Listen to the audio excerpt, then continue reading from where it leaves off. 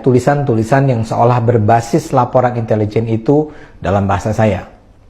Jadi digambarkan bahwa sejak awal COVID, akhir 2019 sampai Juni 2021, jumlah tentara Cina yang masuk ke Indonesia dengan sepengetahuan dan restu pemerintah Jokowi sudah mencapai 14 juta orang. Menurut laporan intelijen ini, gelombang kedatangan tentara Cina memanfaatkan kelengahan masyarakat Indonesia yang sedang terpusat perhatiannya pada pandemi.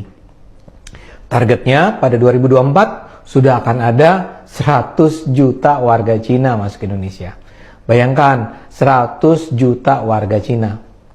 Setiap kali pemerintah memberlakukan PPKM atau PSBB, pada saat itulah tentara merah Cina akan masuk ke Indonesia. Sebagian akan berpura-pura menjadi tenaga kerja asing atau berpura-pura menjadi tenaga kesehatan dengan menggunakan seragam APD, perawat, dokter yang mengenakan masker. Dalam skenario besar ini, jumlah warga Cina akan mencapai pada titik di mana mereka akan menguasai Indonesia dan menyingkirkan warga pribumi.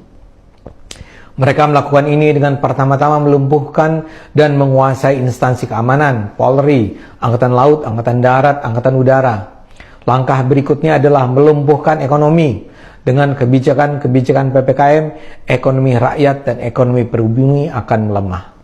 Seluruh sendi-sendi ekonomi kaum pribumi lumpuh. Mereka yang bekerja di sektor informal tidak akan sanggup bertahan.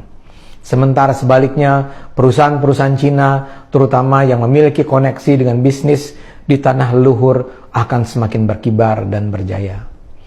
Karena itulah kebijakan PPKM akan terus diperpanjang Jokowi tanpa disadari oleh rakyat yang patuh begitu saja dengan keputusan rezim.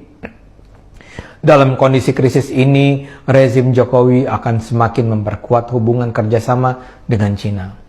Dengan alasan demi pemulihan ekonomi, pemerintah akan membuka lebar investasi Cina. Dan berbeda dengan investasi asing lain, Cina bukan hanya akan mengirimkan modal, namun juga mengirimkan manusia. Yang akan dikirim bukan hanya manajer, ahli, teknisi, tapi juga buruh. Maka di daerah-daerah di mana ada proyek yang dibiayai oleh modal dari Cina, akan juga ditemukan pemukiman-pemukiman yang diisi imigran Cina. Mereka tidak akan mau menggunakan pekerja lokal, karena tujuan mereka memanglah menjajah Indonesia. Mereka juga menguasai media massa, karena itulah kedatangan tenaga kerja asing dan tentara Cina itu tidak akan diberitakan. Begitu juga dengan pendidikan, rakyat pribumi akan diperbodoh dengan sistem pendidikan daring. Anak didik pribumi tidak mampu bersaing karena tidak punya sarana pendidikan yang memadai.